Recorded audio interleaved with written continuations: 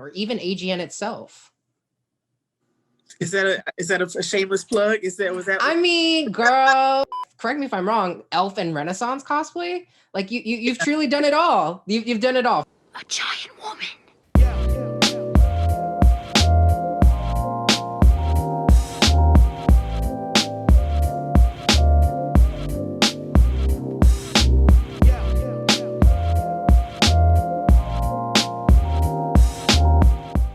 But I just want to like get to know you a little bit better and kind of like, ask you really what's deep. Like what is Black Crystal Cosplay to you? So like the main question I'm going to ask you is what kind of like made you interested in pursuing a cosplay career or platform? Like how did you discover cosplaying? What got you into it? So I love answering this question because every time I answer the story is just everyone's like, what? So when I first started cosplaying, I didn't know I was cosplaying. I didn't know what cosplay even was. Like I knew of it. I didn't know that was a technical word that they use or like the phrase they use for cosplaying. So my senior year of high school, we dressed up for Spirit Week. And with Spirit Week, one of the days in Spirit Week said it was like something like celebrity dress up day or like, dress up as your favorite idol. And I was like, I don't really care for celebrities. And I still don't to this day. So I was like, I don't really want to do that. I think I'm just going to dress up as Korra from Legend of Korra because that show was like so popping like during that time when I was a senior. So I was like, yeah, I like Korra. Like she's pretty strong and she's a brute. And like, I love strong lead protagonists in film and anime and any other shows. So I came to school with it, my senior year of high school during Spirit Week. I came to school with that cosplay on and everyone's like, I love your cosplay. Oh my God, can I get pictures? And I was like, what the hell is a cosplay? I don't really know like what that is. And I was like, okay, sure. I thought it was a costume, but okay. And one of my friends sat me down and was like, yeah, like what you have on is a cosplay. Have you ever heard of San Diego Comic-Con? And I was like, that's what that is? So I cosplayed. So I didn't really officially start cosplaying or make a cosplay Instagram or page or anything until 2017. When I did the Korra cosplay, that was 2012. Oh, wow. That's insane.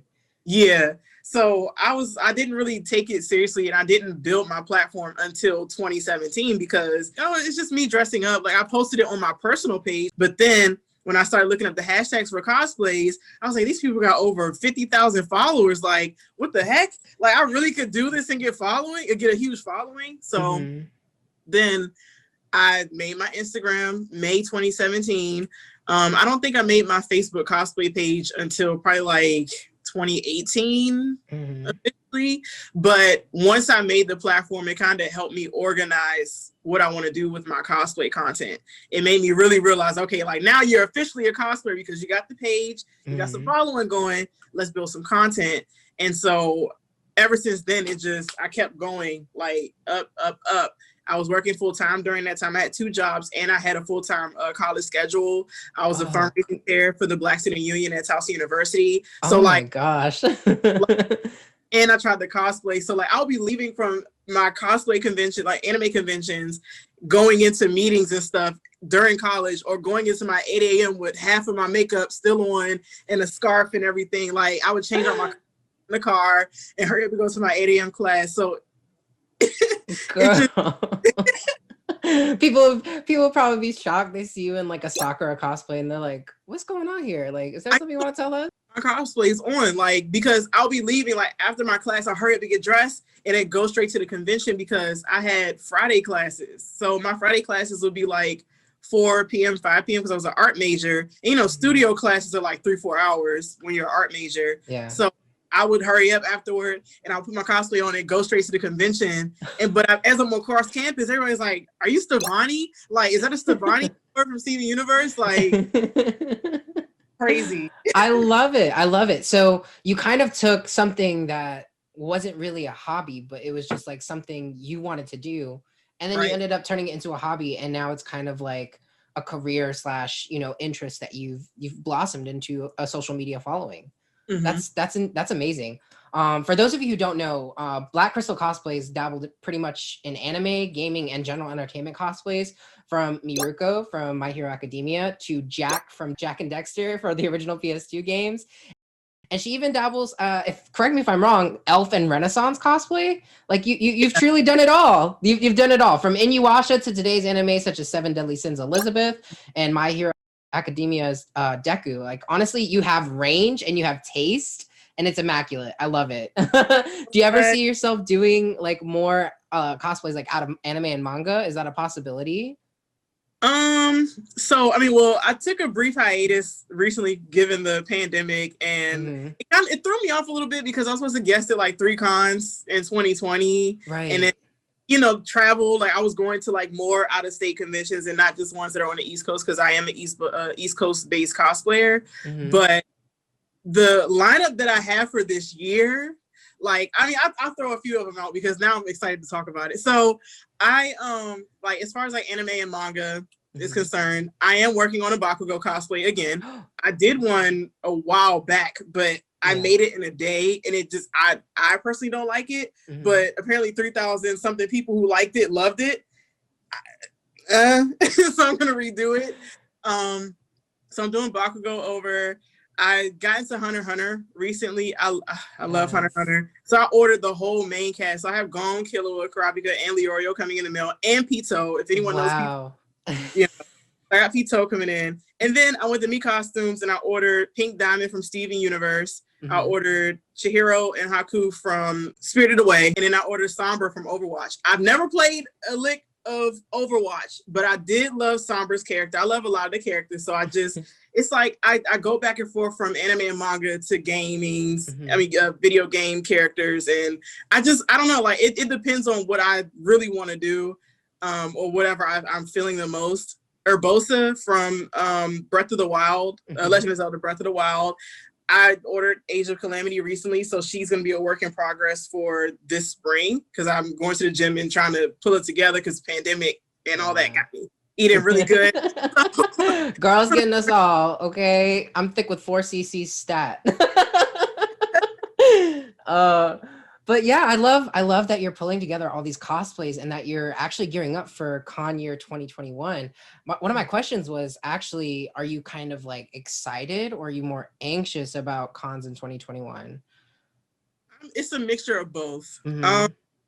Because the hopeful side of me, because I'm a people person. I love social media, but I love meeting people in person when I'm at conventions. I miss doing panels. Like I really miss like having the opportunity to speak with my supporters who come out to some of my events that I have.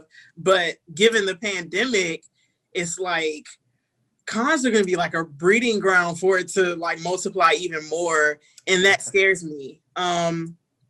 For the safety of my supporters and the safety of myself, I don't mind taking a step back with 2021 conventions. However, I do realize like my content on my page has slowed down a bit. That doesn't mean I can't still do self-shooting, like, photo shoots and stuff. So I ordered different pieces of equipment to make that happen because I miss making content, so, life hands you lemons, you make lemonade. Sometimes like life does hand you lemons. You can't make lemonade, but you gotta kind of revamp it. I don't know. Sometimes you have to hold the lemon and figure it out first, and then pull it together. Girl, sometimes you're trying to make lemonade, and life's just like, here's an orange. Do what you got. So I totally get it. I totally get that. And like, do you have any plans of like incorporating like personal protective equipment into your cosplays? Like over Halloween, I got like really creative at work, and we had like 7 days of like Halloween, and like I incorporated a face mask into each of like my cosplays. Like I was Freddy from Scooby-Doo, and I just had like a little white mask that I like painted like the Mystery Machine. Yeah, so like stuff like that, like Winnie the Pooh. That was like a really cheap cosplay. All I did was have like a yellow mask, and I painted like Winnie the Pooh's smile and nose. So do you have like any ideas of like maybe doing that, or having like a plexiglass kind of like shield cover, or because I realized, well, specifically on TikTok, because I slowed down with my TikTok content too, but like I said, brief hiatus because of the pandemic. But I noticed that a lot of people are like making audios that are catered to telling people to wear a mask. So like they'll like a Deku audio. It's like, oh, well, you know, go beyond. Also wear a mask. So it's like I really want to start doing that because I realized like some of my supporters are still like, oh my goodness, I'm going to this convention in March, and I'm side-eyeing them like really like harshly because I'm like, no, they just made a vaccine, and that's not even like set in stone because, you know, vaccinations take almost like 5 years tops. I mean, not tops, minimum to, you know, get it correctly, and then, you know, they do that. So I want to definitely incorporate more masks into my cosplay so people can understand like how serious it is. I was actually thinking about doing like some type of trend on Instagram for like a whole month of just sharing people like, put your mask on, put your mask on, put your mask on. You do it already all day, every day. Put on your cosplay so people can get the message. Like some people don't, they look at you like you're just a cosplayer and you don't live the normal life, like a normal life where you have to wear a mask when you go to the store. You have to wear a mask when you go to the bathroom in a restaurant. You have to wear a mask like any and everywhere. So I think that is something that I was considering, and I do agree with wearing masks and incorporating more so people can get the message. Like I do this on a regular and I do this in cosplay. Like, what's your excuse at this point? Put a mask on. Yeah. I totally get that. Like, and you touched on this a little bit. You're saying about sharing messages and how impactful that is for not only just your fans, but like communities in general. One recent trend that has been really popular, at least in the past couple years, and it's only been heightened in 2020, and I'm hoping it stays hype for, you know, 2020 and beyond, is BLERD communities and BLERD culture. And for those of you who aren't familiar with BLERDs, they're basically Black nerds, and they are communities that are just kind of like welcoming to not only the Black community, but to POC, those in the people with disabilities. It's just, it's for everyone. It's really for everyone. And that's usually not something you see in a lot of like convention communities and cosplay communities. Do you see yourself as a BLERD? What kind of things would you love to see more in the cosplay community or like future anime and gaming releases? If you do consider yourself a BLERD, would you like to be a part of something like a diverse business or organization or spaces like blerd.com or BLERDCon or even AGN itself? Is that a shameless plug? Was that? I mean, girl, we have everybody and anybody represented in AGN. So, you know, we're definitely like up and coming, but like some of these other places like BLERDCon, they've been doing this for years and they've just only been growing from here. So that's why I was asking, like, do you have like any interest of maybe like, you know, promoting? Because I saw on your like personal, like not your personal, but I saw on your cosplay page on your Facebook that you uplift a lot of other Black cosplayers. So that's why I was asking, are you a part of like any like formal organizations or businesses? Technically not a part of a formal organization, only because sometimes when I express things, I'm a little, I won't even say a little bit, I'm like, I could be harsh with getting my message across, because sometimes like when it comes to being a Black cosplayer, I express my reality with utmost truth. And it does make a lot of people uncomfortable. I've had conventions deny my panel completely because my title says, you know, Black femme cosplayers matter. And they're really? Like, no, they'll cut it. Like Katsucon, I will forever talk trash about Katsucon. I probably will still go because that was the first convention I ever went to. One day I'll stop. You know, I'm just keeping it in a stack. But I put up a request to do a panel saying like, you know, Black representation matters, because it does. A lot of these conventions, as you've seen, and even given the pandemic, virtually they don't have a lot of Black cosplay guests. They really don't. And they made statements and stuff saying like, oh, Black Lives Matter. You know, unfortunately with the passing of George Floyd, the murder of George Floyd, and the protests and the uprisings and stuff going on, you know, a lot of these companies made statements like, we stand in solidarity with the Black community. We stand in solidarity with Black cosplayers, but I'm not seeing any follow through. And the way that I express myself, I'm very angry about it. And so sometimes I do want to join a formal organization that is catered to getting more representation for my community, me being a Black femme, and a cosplayer, it's like, I know that what I say, I am very radical, and I've never denied being radical. I will never, discredit myself for that. I'm very harsh with what I say. So I'd rather just be to myself and say it than to put a whole organization at stake or be, the front line of an attack by them saying like, oh, Black Crystal is so rude. I've had that just happen to me, not even being in a formal organization. Really? But just, like, you're really harsh with what you say with your words. I'm like, how is my reality harsh? Like, and especially if it's a fact. What I'm talking about, some of the things that I'm going through, some of the things that I see my friends go through within the Black community, whether they're Black femmes, MB, non-binary, trans, or just in the LGBT community, and being Black at the same time. I've seen some of the stuff that they go through, and I'm like, this is the truth. Like, people don't want to hear the truth, and I can't sugarcoat it. Right. So you have to be unapologetically you and authentic. Yeah. And I that's all my mother raised me to, keep it truthful no matter what. And like, I don't pull back on my words. I'm just like, this is the truth. Here's the evidence. And I've had people who did try to cancel me, especially white cosplayers. They would try to cancel me. They try to cancel some of my other Black cosplay friends because what we're saying is true. Like, bro, they did not. They tried to do like a free sample at Sam's Club. This is not okay.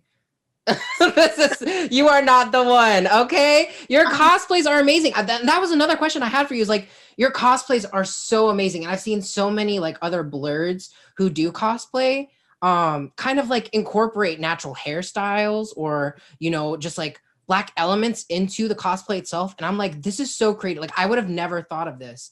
And like, it's such a different perspective. And I feel like a lot of people don't have like that appreciation for it in either the nerd community or the cosplay community. And it's like very toxic.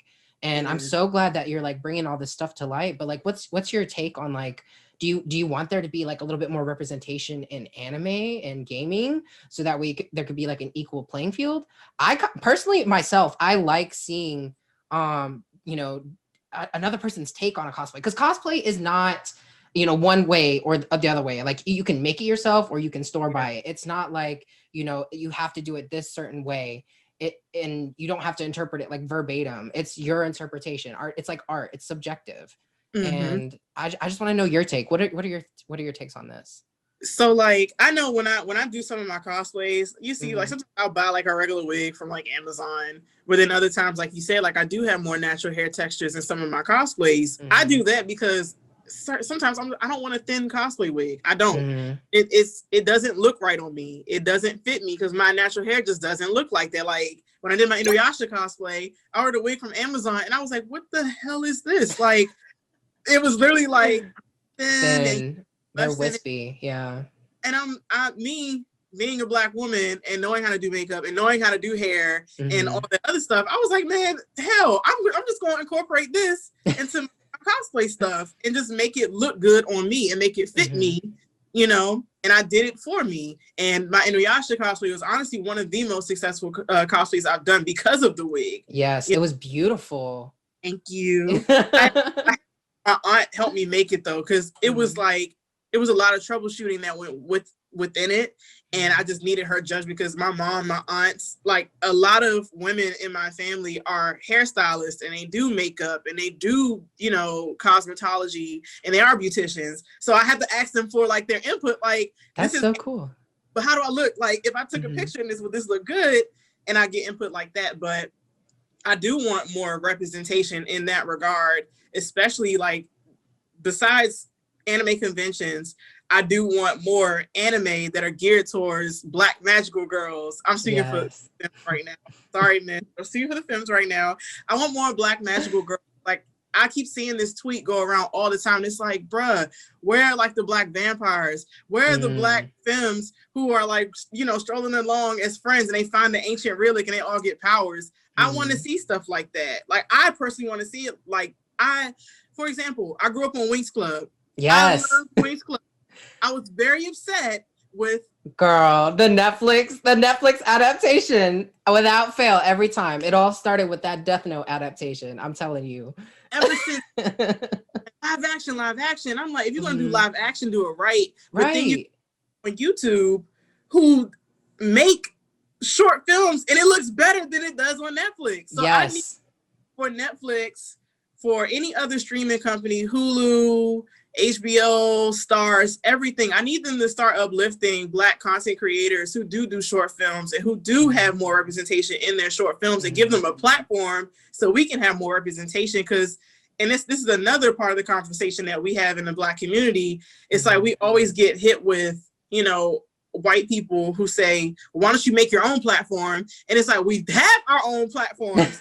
Get the support. So we have to utilize y'all's platform so we can, like, you know, get up there. And then when we done, like, we'll be on our own. And that doesn't mean like, hey, you know, segregation, but y'all don't provide a space for us. It's hard for us when we already make a space for ourselves, and then everyone wants to interject it and be like, oh, well, what about us? And it's like, which side do you want? Either you want us to have our own platform, or you want, like, you can't have everything at once.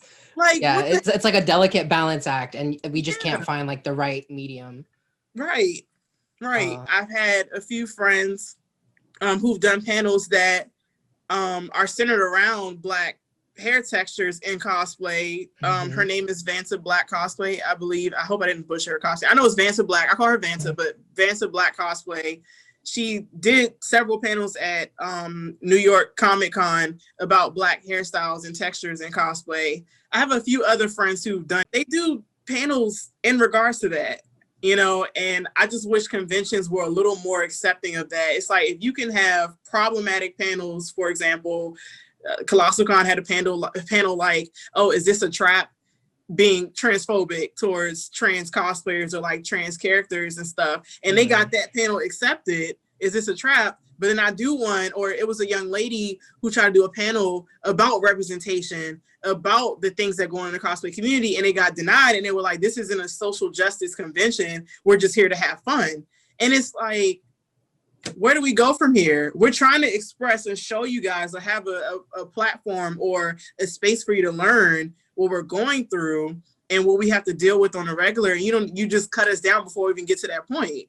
So, and it's like, how are you to judge if this is going to be fun or not? Like, if anything, it'll be educating. Like, it'll educate those who are interested in this topic, or it'll inform those who aren't really familiar with this topic, and they might learn something. They might benefit from this, or it might help another cosplayer who had these ideas but didn't know if they could do it because they don't see themselves represented in the community. Yeah. And like that to me is just like mind-boggling. So I don't even know like how you would even approach that, but like, kudos to you and all these other amazing Black creatives out here just working it out and, like, you know, creating your own spaces and your own platforms to kind of uplift this. And speaking of platforms, I kind of want to like we touched on this a little bit earlier, but you were talking about like how you had an Instagram, a Facebook, and then what was the other platform that you said you used for social media?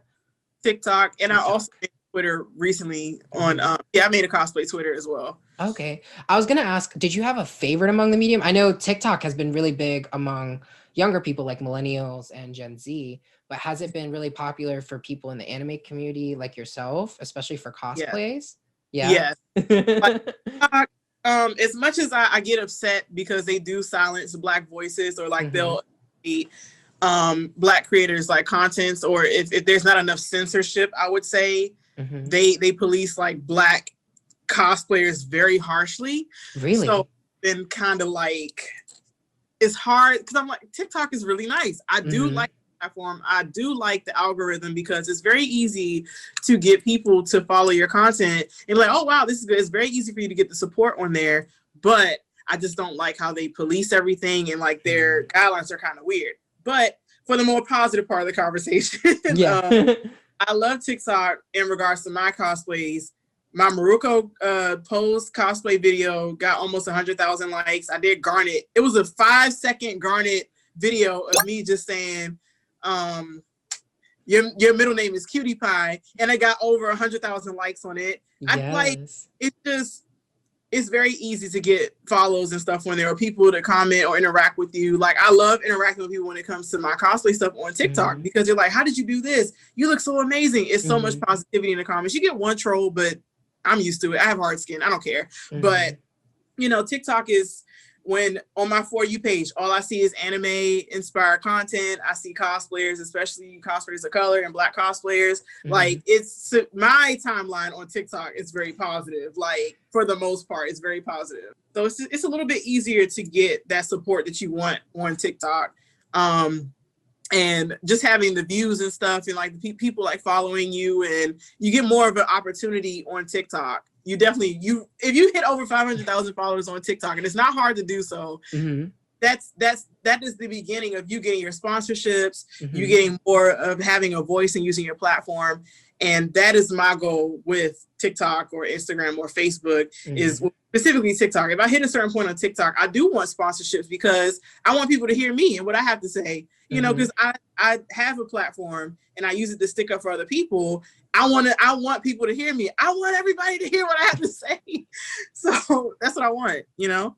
Yes, I love that. So right now you're not a sponsored content creator or a sponsored cosplayer. You kind of like pay for everything out of pocket. Yeah. Sometimes I have this website that I use called Coffee, and you know, people, they'll buy you a coffee. Each coffee costs $3, so that goes straight to your PayPal.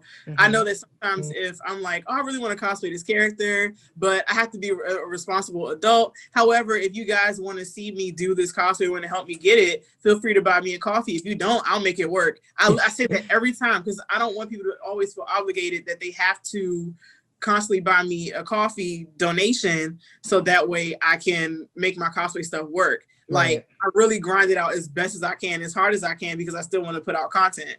But I do have really good supporters who do be like, oh, here's $100 to your Cash App, or what's your Cash App? Or they'll ask me because they realize I've been really quiet. You haven't been posting. Are you okay? Do you need money for a cosplay? You need this, you need that. I have very sweet supporters who, you know, do that. So in following that, do you have like a name for your fans or your followers? Like, you interact with them a lot, I'm assuming. So you must have like a little name for them, like your little crystal lights or something. My gems. That's so cute. I love that. Oh. I used to do garnet a lot. When I made my handle Black Crystal, I call like my supporters on here, because I don't like using the word followers. I'm like, oh, my followers, my fans. I'm very uncomfortable with that. Fans are like when you're a celebrity and they're like, oh my God. Like, I hear the word fan or hear the word follower. I think of it in a negative light like that. Yeah. But I was like, my supporters. And I'm like, no, I want them to feel more close knit with me and feel more a part of the family. So I was like, okay, Black Crystal. My friend Asia Little Wolf is her nickname. She was like, just call them your gems. I said, my crystal gem. From that point on, I just did that. I like it because it's kind of like, you know, they shine bright in their own way.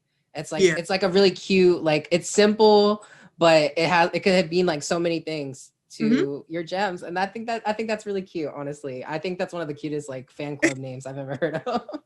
Thank you. Oh my gosh. So like you spoke on this a little bit, that you do take part in some panels, and I just want to know, have you ever done any like cosplay contests? Have you entered anything like that?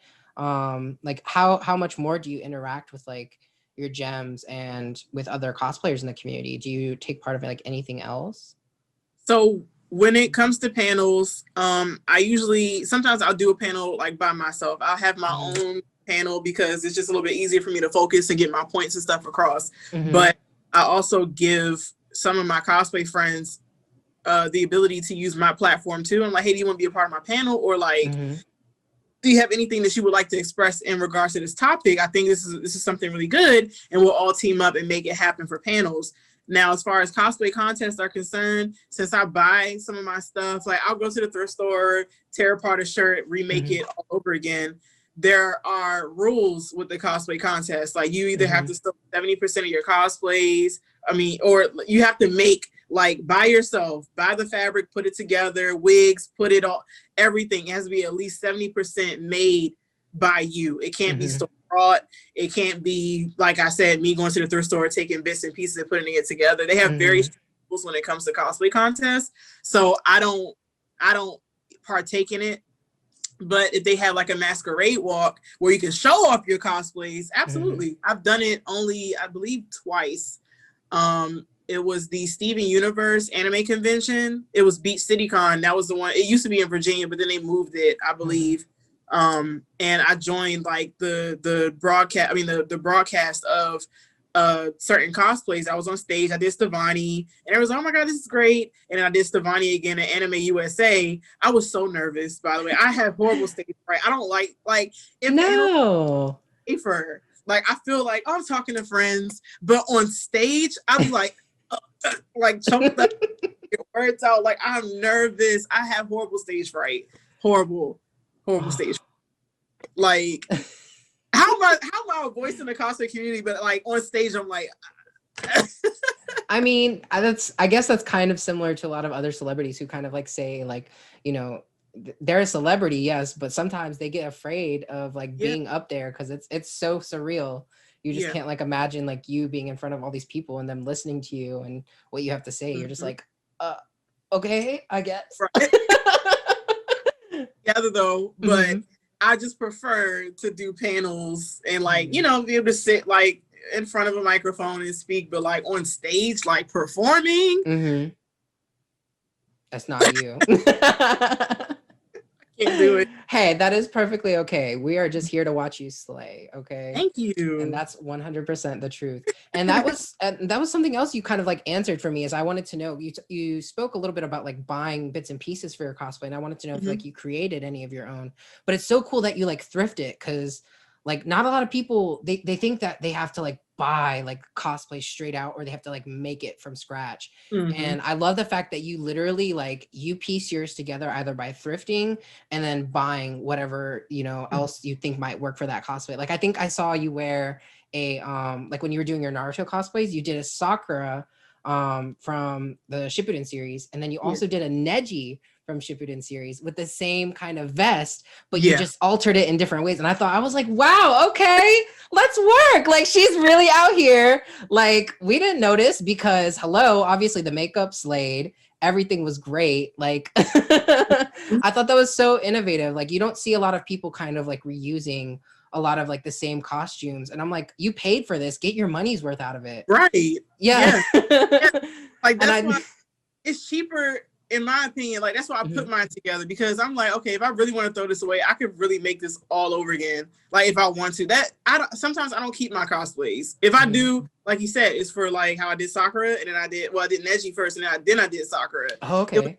Like, all right, let me see how I can utilize this a second time before I toss it and do something new. Like I just prefer not to hoard a whole bunch of cosplays. I'm like, one, like I said, the pandemic got me getting a little thick.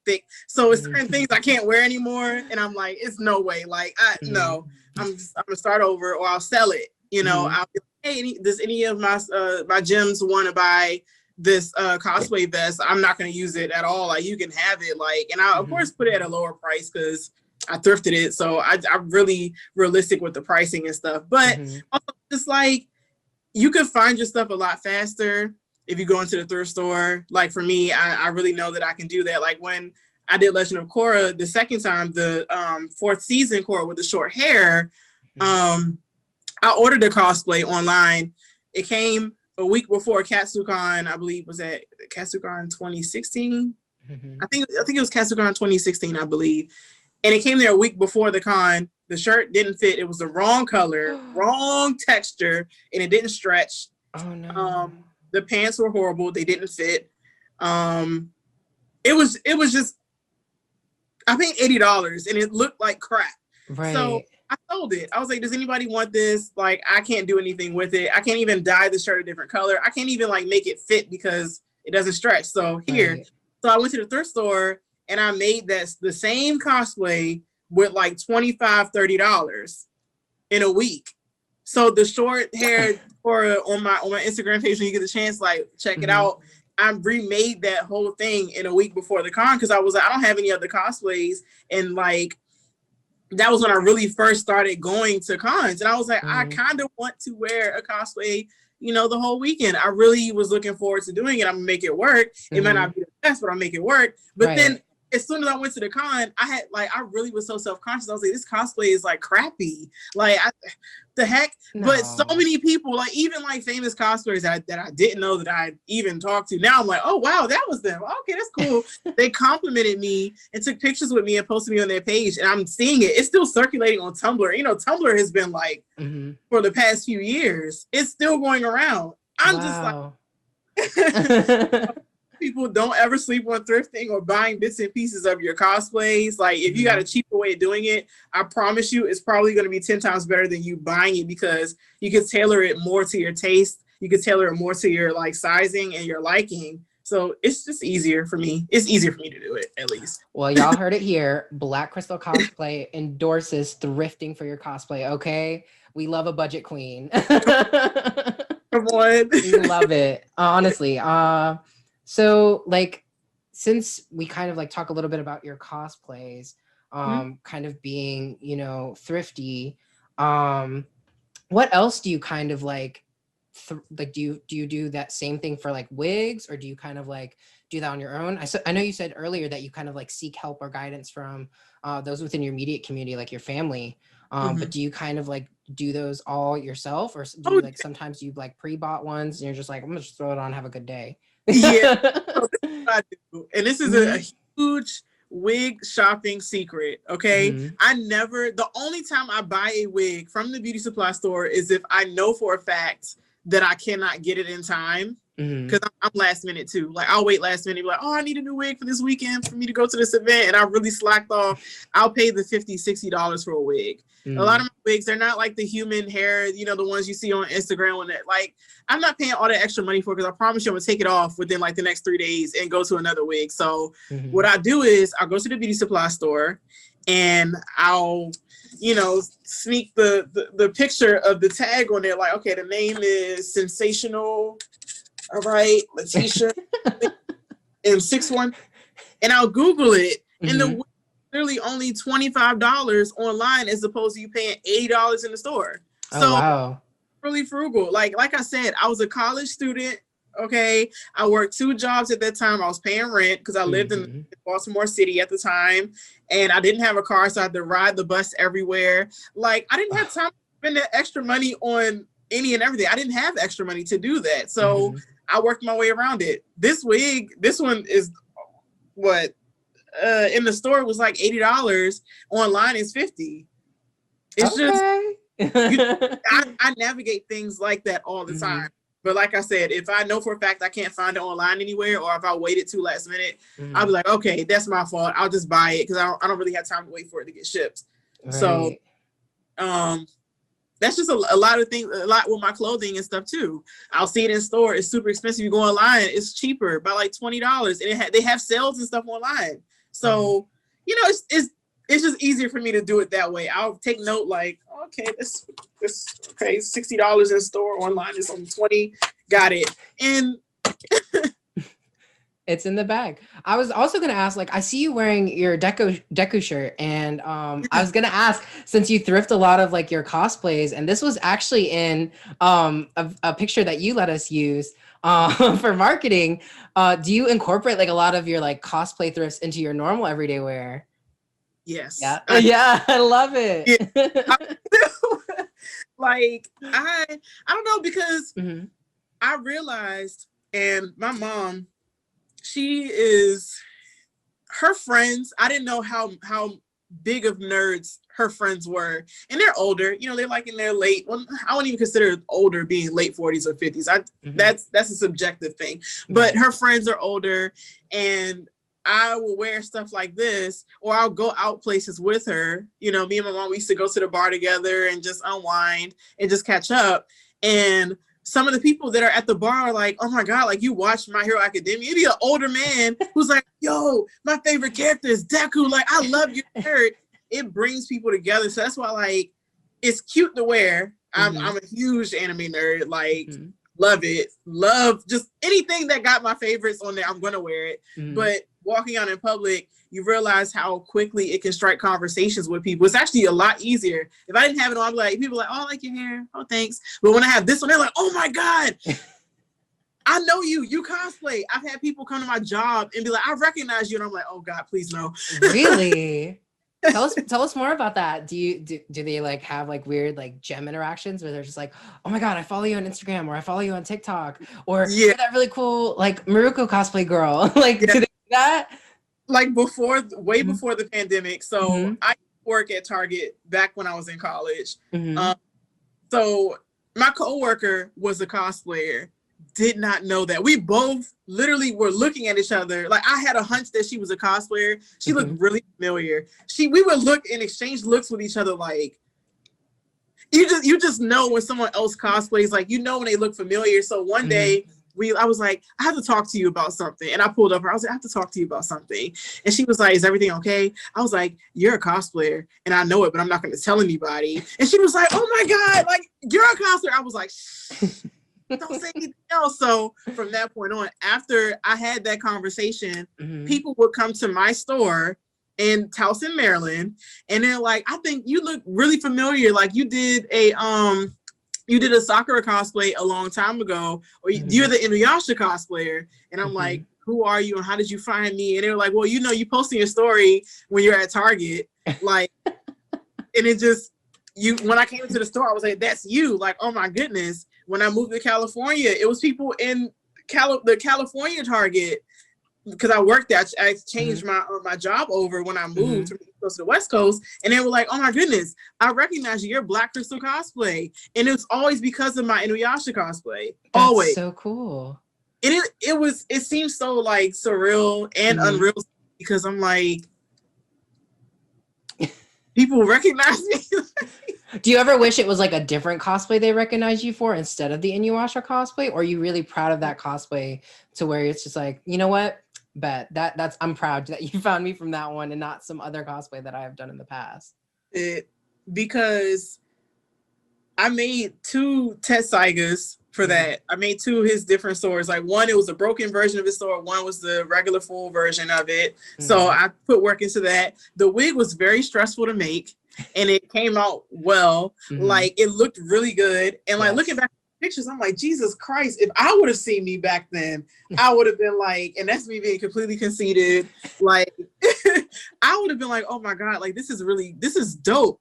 So I don't feel bad when people, I don't feel bad when people say they recognize me because of that one, because I'm like, oh, I made history then. Like, because people still talk about it. Like people are still like, oh my God, like your Inuyasha cosplay, that's what made me first started following you. And that was when I really was taking my my cosplay Instagram a lot serious, because I did the Inuyasha cosplay in August 2017, and I had just started in May 2017, and that was where a lot of my supporters came from. So it's like, for people to know me because of that, I like it. I like it, because that's my stamp of I'm a cosplay vet now. Like well, speaking of like cosplay vets, do you look up to anyone for like inspiration, or do you like get any creative like juices flowing when you see another cosplayer? Like, is there somebody that you look up to in the cosplay community, or somebody that kind of like guides you throughout some of your own creations? Shameless plug, her name is Maki Roll Official on Instagram. I love her with all my heart, because not only does she do cosplay, but she is a businesswoman. Like she does burlesque shows that are catered to different anime themes or different themes. Like she had like a Rick and Morty themed burlesque show, and booked had drinks that were named after, you know, certain components of the Rick and Morty show. Like she did that a lot. This was way before the pandemic, of course. She literally just did that a lot. And I was like, who is this amazing girl? Like she really just was giving people her platform, you know, and was working with other creators. It wasn't like a crab in a bucket mentality. She legitimately wanted to see other creatives because she loves other creatives. And that's how I am too. So I love her because she's also unapologetically Black, unapologetically her. She doesn't let people like, you know, dabble down on what she's trying to say and when she's trying to get her message across. When she does her streams and I see like people like trying to combat or like say certain things, I'll jump in. I'm like, no, you're right. Keep going. Keep saying what you're saying. Talk your, like, keep going, sis. And she does the same for me too. Like when we have our interactions on social media, like where it's so much truth to the point where it's just like, Jesus Christ, like this is intense. Like y'all you hype each other up. Y'all are each other's hype women. I love it. Definitely. And it was like, I remember we had a conversation and she was like, I really look up to you and your work. And I was like, I've been following you for a long time. And like, really, you're my favorite cosplayer or like content creator in general, because she doesn't just do cosplay. Like I said, she does everything. Right. So I was like, I looked up to you first. Like, what? I was like, you look up to me for what? And she was just like, because you're so authentic. You're so you speak up. Like it's refreshing to see someone still speak up and genuinely like their craft and not chasing for clout and not chasing, for attention from others that don't have your best interest at heart per se. She's like, you really speak up, you use your platform. And granted, it kind of did a number on my followers. On my Instagram, like my following and stuff, it really did a number on there. Really? And I felt the way at first, but at the same time, I was like, well, no, because the people who are still here, they actually care about what I say. And that's 19,000 people who haven't left. So I only lost like 100, 200 followers. Like after that's nothing. If they're not supporting you and your message, what's the point of them, being a gem? Okay. Because Crystal, we all know what Crystal Gems stand for from Steven Universe. They stand for what's right. They stand for what's right. And a lot of my supporters stand for what's right. And when I'm saying certain things, I ask them, am I sounding out of pocket? Correct me if I'm wrong. I give people the chance to also combat me, because I know there are sometimes where I do say certain things and it doesn't come out quite right. They're like, well, we understand what you're saying, but maybe, and I'm like, okay, that's right. Because that term can be problematic, or that term can put me in a bad place, because it, when I speak, it doesn't come from a place of ignorance, like willful ignorance, but it's just that, it's like constant learning from the community.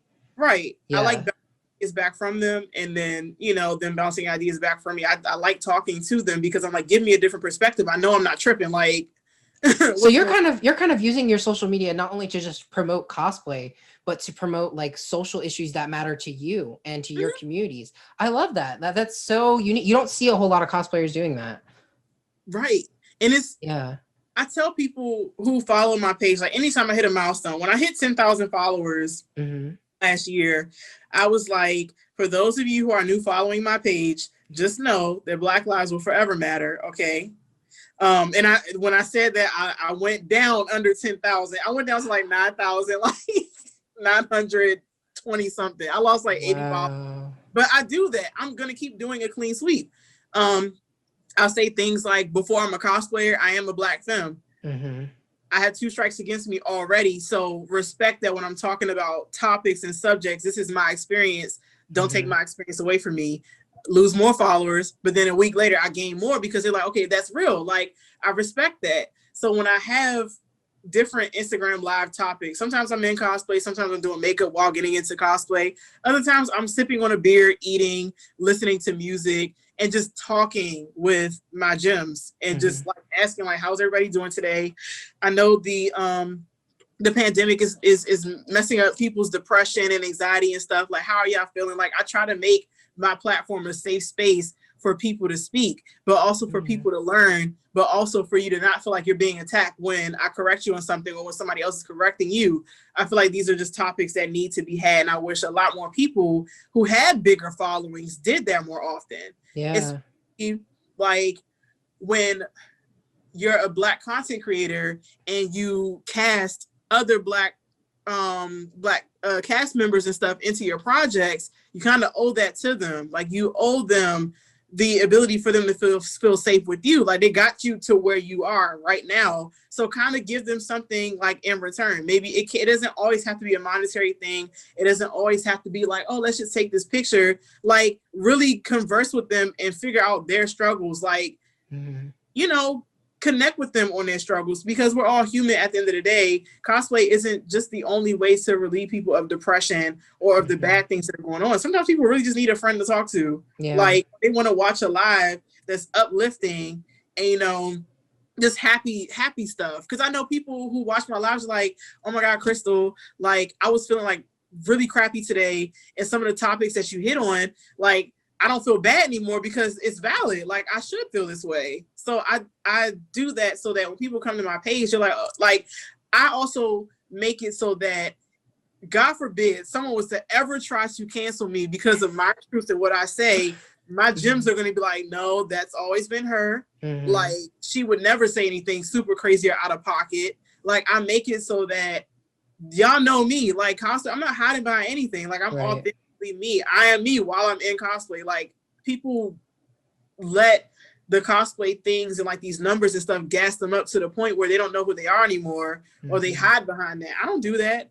Granted, cosplay does keep my depression and stuff away, but I have other coping mechanisms and stuff too. Like, I don't let cosplay define me, and I think that's the problem with the cosplay community. And that doesn't even have to just do necessarily do anything with just Black cosplayers. That's like a cosplay in general.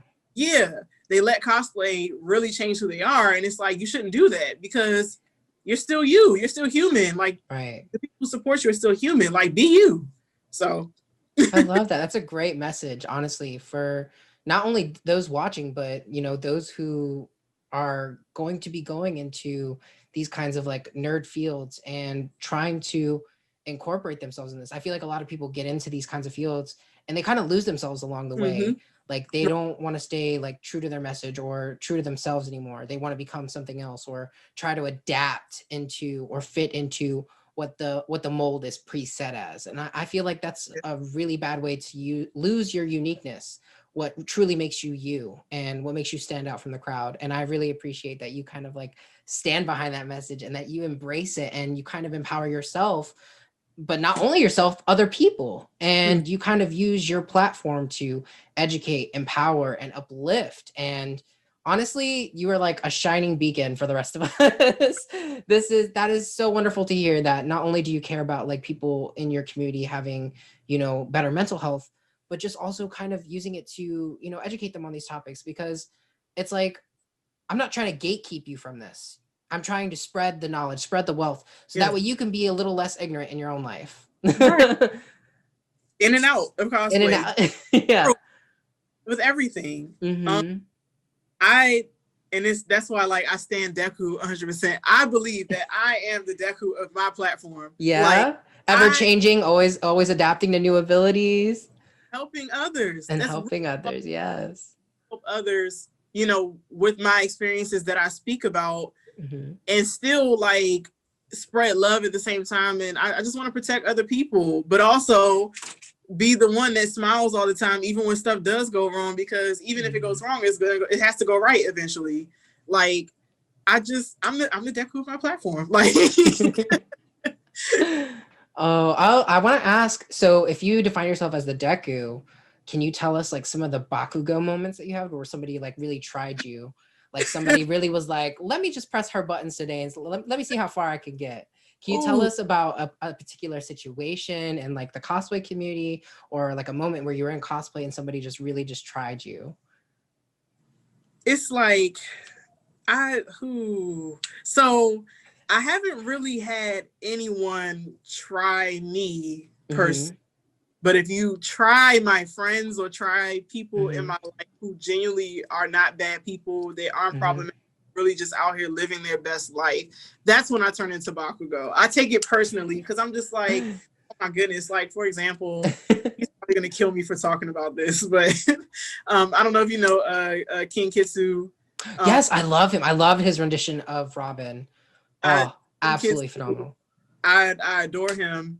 And we were at Anime NYC, and someone who took a picture of us, they were like, we were just having a regular conversation, and I hear the guy say something ignorant about trans folk. And me, I'm not trans, but hearing that, I'm like, I know that it makes my friend uncomfortable because they were kind of like downplaying certain terminology that trans folks use or prefer to use. And I'm hearing it with an earshot. I was dressed up as Todoroki too, which is so crazy because had I been Bakugo, like it would have fit just right. But I feel my eye twitching. I'm looking at Kitsu the whole time as this guy's like talking to him. And like, I'm just waiting for one little sign of him feeling uncomfortable because I'm going to snap. But I'm like, okay, let me respect. This isn't my place to speak out or over talk, another trans person of color that's going through this. But just know that I have your follow. Like, I'm your ally. I will So that was one time that I almost had a Bakugo moment. Things that really turned me into Bakugo is when I see somebody tried to police my body on Twitter. What? I dressed Kitty Ewing from Kill la Kill, and that was, you know, Sasuke with the white shoulder on everything, and she's practically like naked, like, but she does it for a reason of getting her goal and stuff completed. Like, she's not even trying to be an exhibitionist or anything. She's just like, I'll bare my breast to the whole world if that means that I will get my mission like out the way. Like, if I handle my business, I'll do whatever it takes to make sure this stuff is taken care of. I love a woman with conviction like that. I love strong female leads who are like that. So I was on Twitter, I uploaded a picture of it, and someone was like, why are you sexualizing a character? And mind you, my pose, I was just doing a stoic pose of me looking over my shoulder, hand on my hip, like how she does in the regular anime. Right. And I'm, what the hell? Like, how am I over sexualizing a character when the show? And that I lost my mind. I spazzed because I was like, but if I was a white cosplayer doing the same thing, if I wasn't as bodacious, if I didn't have a butt, if I didn't have a tattoo going all down the side of my hip and everything, you wouldn't have said that. So I just got mad and I just went on a whole rant on Twitter, and I was like, the sole purpose of the show is about clothing, not being a sheep in wolf's clothing. Like, it's being empowered in your own body, being empowered in your own skin without having clothing to define who you are. Right. And I'm like, how did I over sexualize the character? I wasn't squatted down. I didn't do no WAP dance choreography or nothing to go with it. Girl, they really tried it. they really tried it. That I can't believe that. They really, like, if it's one thing that a lot of the people in the nerding community have, it is the collective audacity. It is collective audacity. Audacity to tell me that I'm sexualizing a character, and that was the first cosplay that I did that revealed like how bodacious I really am, and I dressed up as her, not to show off my body. At that time I knew I had a banging body, like duh. But I did it because her speech, like I said, she was not playing when it came to getting her mission across. I love female leads who are legit like, I did it and what, like, and that's why I dressed up as her. But for somebody to say that, I had a full Bakugo moment. I was on Twitter going crazy, like just uploading pictures of like selfies of them. I'm like, you have some nerve. Like, I got very ignorant and just roasted them until they deleted their Twitter. Like, please don't come for me. Girl, you really did go Bakugo. You obliterated them. I kept going, and everybody was like, "Crystal, stop!" Oh, no. And Bakugo is a Taurus. Yeah. I'm a Taurus. I just went blind with rage. I kept going. Oh, so, no. Yeah, I was. Oh, man. I was so pissed. Well, on the other side of that flip coin, have you had any like favorite parts of cosplaying, moments that really made you feel like Deku, where you just like wanted to cry inside, like, oh my God, this is so great. I'm so glad I could do this. Like, are there any moments like that? I was dressed up as Inuyasha when I first wore Inuyasha in 2017. She's now one of my good friends on social media. She was with her sister and her nieces. Her niece ran up to me and hugged my leg and was like, "Oh my God, it's Inuyasha!" And like my heart literally was like, because kids, I was like, this little girl, how does she know who Inuyasha is? Inuyasha was like a long time ago. Like when I first Inuyasha, I was in elementary school. Like, girl, no. But I didn't question it. She was like, "I really like your hair. Like, can I see your sword? Can I see your Tessaiga?" So like, I had the one that was just all the way in the sheath, and I just gave it to her. And then I believe it should be a picture on my Instagram page of her sitting in my lap, and like we're just posed up and everything. And she was just like touching my hair, and was like, "Oh my God, like Inuyasha, like it's Inuyasha." It just hit you in all the feels. Like, if I was Deku, I would have been bawling my eyes out. Sure, like it just, my heart melted. It just oh, that's honestly, like, I feel like that's one of the best parts about like cosplaying is like when some like little kid or like not even just a little kid, like another person just kind of like recognizes that and they're just like, oh, my heart. And then they go up to you and they're just like, you don't know how much that means to me. Like, honestly, I feel like that's super uplifting. And the fact that it like came from a little kid, like, you know, the parents raised her right. Like raised her on Inuyasha. Right. Yes. I was like, how do you know Inuyasha? They was like, child, we love Inuyasha. We love Sesshomaru. Like they literally watched it a few days before the con. Oh, so wow. I just, Oh, that's intense. Well, like speaking of like newbies or like younglings, if you could tell your past self anything about cosplay or any newbies in the cosplay arena, what is some advice you would give them? Like what are some things that you would say to yourself, like your past self or some new ones trying to enter in the cosplay scene? So I can't really speak on my past self because the cosplay was different in the past for me. Like I think I did everything correctly when I came into the cosplay scene. I treated it as if I'm walking into a different community and I sat back and observed. I tell people now in 2021 who are newbies to cosplay, observe the scene first. And I don't mean like, oh, you know, don't do like this and that, blah, blah. I mean, really observe it, because if you don't, and you try to jump into doing cosplay thinking like everybody's my friends, like this is the most positive community I've ever seen. Oh my goodness. Like you're going to get like clipped up very fast. The cosplay community has changed so much now. Like it is very toxic. You can't be friends with everyone. I hate to say that. I really hate to say that you can't be everyone, but you can't be friends with everyone. Watch out for some of your cosplay faves, especially those who are non-Black cosplayers who have a huge following. It tells you a lot about the elitism when it comes to big name cosplayers.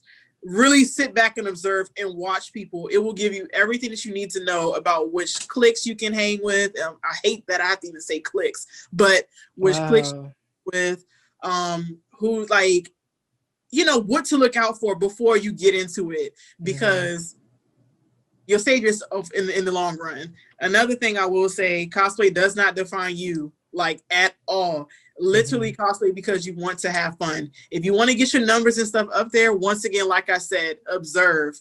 Really observe the social algorithm at an actual convention. It'll give you everything you need to know in order to get your following and stuff up and to have the numbers that you really are trying to do. If you want to make it a career, you have to have a business mentality and knowledge, because a lot of people are chasing like, oh, if I just dress up every day in cosplay, I can get paid. Like, though it is somewhat true, it takes a lot to get to that point. You have to be pushing out content every day.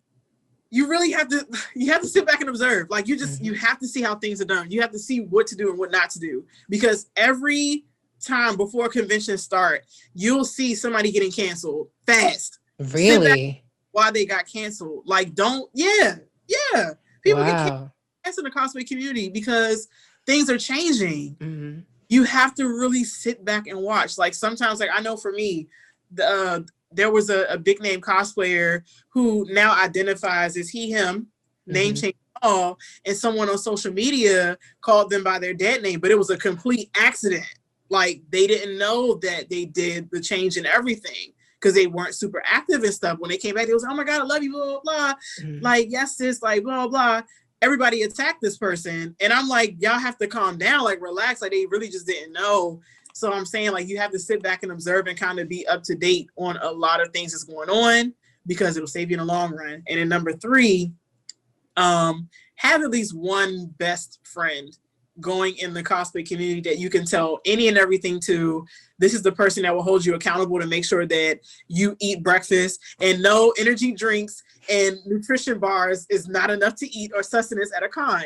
You need a best friend that's like, hey, I can see that you're getting irritated and stuff. We need to unwind. Let's go back to the room. Let's drink some water, take a break before we go back to the con floor. Like, you legitimately have to have someone that can still help you keep yourself accountable, to remind you of your limits or your boundaries, so that way you don't find yourself like not holding it to the best regard that you should. Because I know I have one good friend that's like, we have to go. Like me and him were currently like dating, but he will snatch me up and be like, you're getting irritated and your social meter is at an all-time low. Let's go unwind or let's go get something to eat. Or sometimes he'll just snatch me up and we'll just go. Because he's I can't keep up with my boundaries sometimes. I really be trying to like talk with everyone. I'm like, I want to meet everybody, but I'm hungry. I'm dehydrated. These contacts are burning my eyes. Okay, my feet hurt. Like I haven't eaten anything since 9 o'clock this morning. It is my goodness. Like you're just really going through it, and they see that. Yeah, have someone who's not afraid to be like, hey friend, remember what you said earlier, let's go. Like, or just to keep you together, but also like someone you can vent to that won't expose your secrets to everybody, because then it trickles back to number one about you observing. You can't tell everybody everything. You can't say certain things to certain people. You have to be mindful with who you're talking to, because it could get a little messy, and the cosplay community can't be messy on all ends. It can be messy. Well, thank you so much for providing that insight. Like that's honestly, I would never have thought of it that way, especially in like such a nerdy community. You would think that it would be a lot more open. You would think things would be a little bit more honky-dory, like, everybody can be friends and get along. But honestly, you're giving me like a whole new fresh take on this, and I really appreciate that. And I know a lot of the viewers will appreciate that as well, especially if some of them are considering going into the cosplay community or seen as a new cosplayer.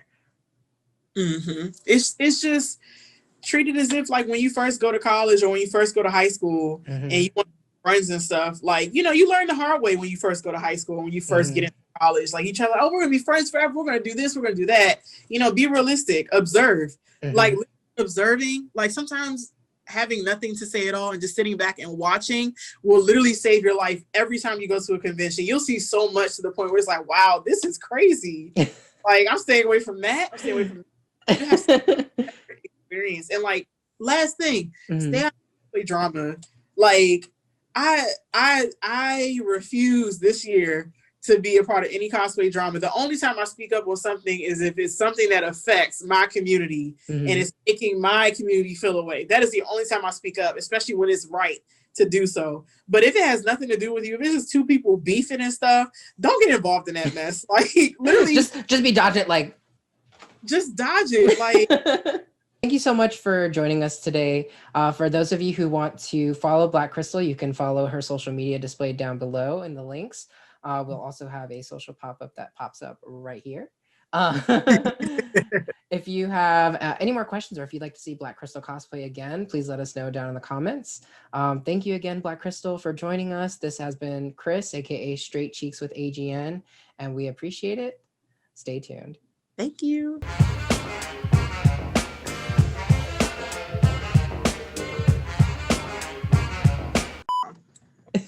You almost had it. Visit AGN 365. Visit AGN online 365. Online. AGN online 365.com. 365.com. Okay. Third time's the charm.